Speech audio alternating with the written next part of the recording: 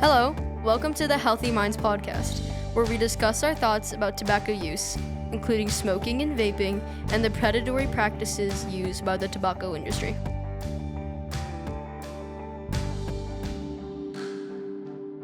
Hi, my name is Dylan. Today we have Bombashay and Serena and Shayla. Hello.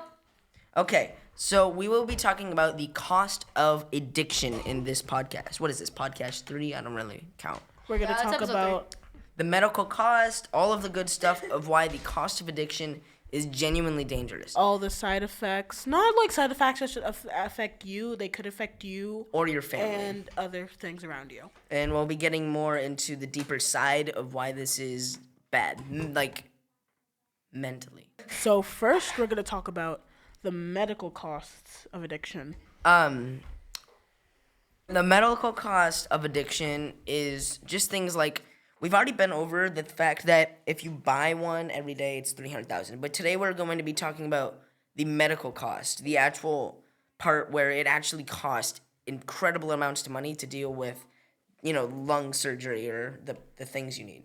Don't you? If you think about it, if you vape and you waste a lot of money on the vapes and the cigarettes and all, you won't have enough money to pay for all the side effects that come with it. What do you think about it, Serena? I think that it's very bad. Cause have you ever had to have a family member go to the hospital for something very serious? Have you ever seen or do you know how expensive that stuff is? Now just think about something that's completely avoidable and that you don't have to do, such as vaping. Having to pay so much for something that you can just choose not to do is, quite frankly, ridiculous. Now, some of these health issues can be very short-term, like some things just as simply as smoking for the first time and getting shortness of breath or an increased heart rate, things that are very slight. But, the more you smoke, long-term issues that are chronic and dangerous are lung disease or something like COPD, which we learned about, and it's a chronic obstructive pulmonary disease. And then there's also some sorts of cancers, lung cancer, throat cancer. And then you have heart problems. One of the most common is heart attacks and high blood pressure, very high. When you smoke, it goes into your blood nerves and can play with them in a way that affects you. And obviously, strokes are a very big part of things because it can build up fat in your brain. I think that's how strokes work. It could also have problems with women that are pregnant. Or have infertility issues. And then you also have a weaker immune system. You won't be able to eat as much food as you'd liked, or you won't be able to walk as longer. My grandfather used to smoke all the time. He's super out of breath when he walks up a staircase. So, And is that the same with vaping? Vaping is very similar. Vapes and cigarettes, they both have nicotine in them, right? Indeed. Yes, vapes and cigarettes do have nicotine in them, which the next group will go over a lot more in the next podcast, so I hope you guys tune in for that. Now, there's also other parts that could make things easier. Therapy and quitting. Now, you can do this, but once again, it still costs money to do that, right? You can't just get that for free, even if it is free and you have to go into some kind of rehab facility or something that is forceful and you don't actually want to do it. Then that, can cause, you lose out on time of your life, pain. It could cost a really long time. And it could also sometimes some of them aren't as effective. And even if you do that and you do pay the money, or if it's free, what if you just keep smoking or anything? So you pay a lot for it, but then you go back to the addiction, and then you have to go back to the therapist, and then it's going to cost a lot more. I think while this isn't a cost, as in you have to pay to fix it or pay actual money, this is a cost that your body has to pay for what you're deciding to give it.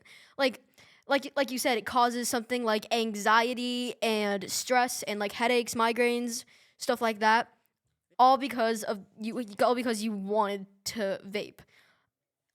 These costs of vaping aren't just money. It's also physical and mental things. Have you ever heard of popcorn lung? No. This is one of my favorite things to explain the origin of. Is it related to vaping? Yes, I'll get there. Okay, go. Anyway, so popcorn lung is back in the day when there was like oil factories for the popcorn for movie theaters and just in general. Oh, I remember this. They would always have to steam it, and it would get everywhere in these factories where they made it. So the people who did it started having insanely bad lung issues because they weren't able to breathe as much air because fat would build up in their throat.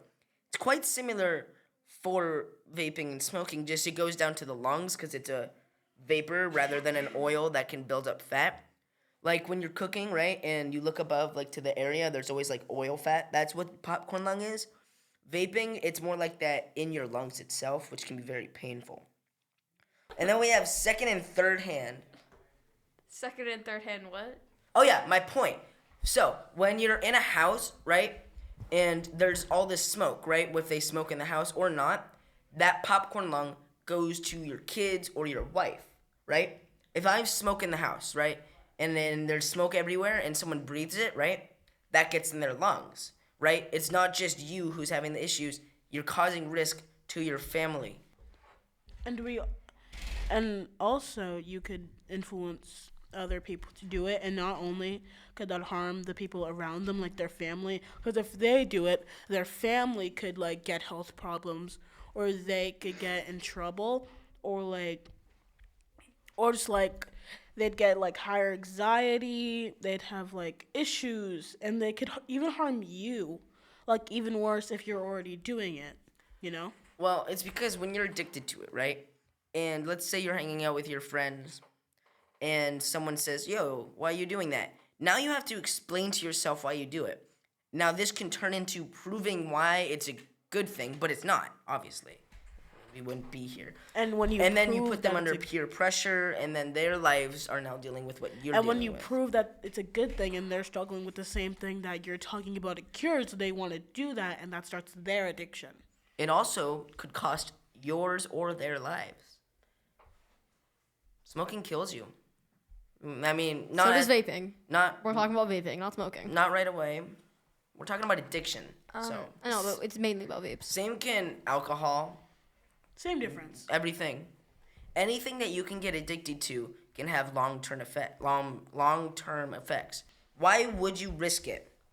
Why? What is one good reason to risk it? To look cool? To be smart?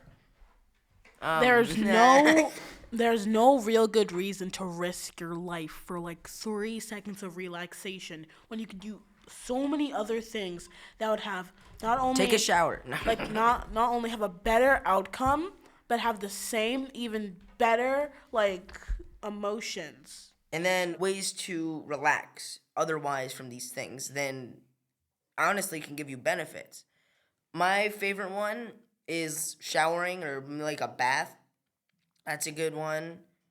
Some people would say eating, but eating can also vary on health issues.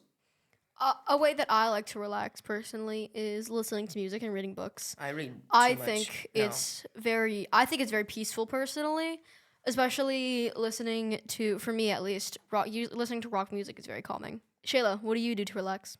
Personally, I like to stay alone, isolate myself from the rest of the world until I get to, like, you know, calm down, get in check with my feelings, with my body, maybe nap.